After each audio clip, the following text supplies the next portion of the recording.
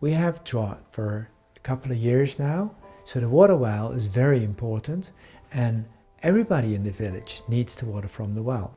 So we have to find a way to deal with each other so that everybody gets what he needs, and that is a very beautiful, very close at heart, close at mind sort of cooperation together.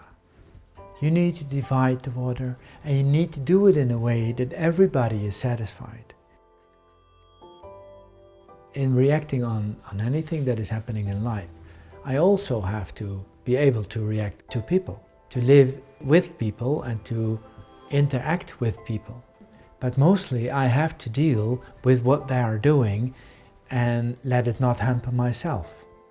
So move freely and agile among other people.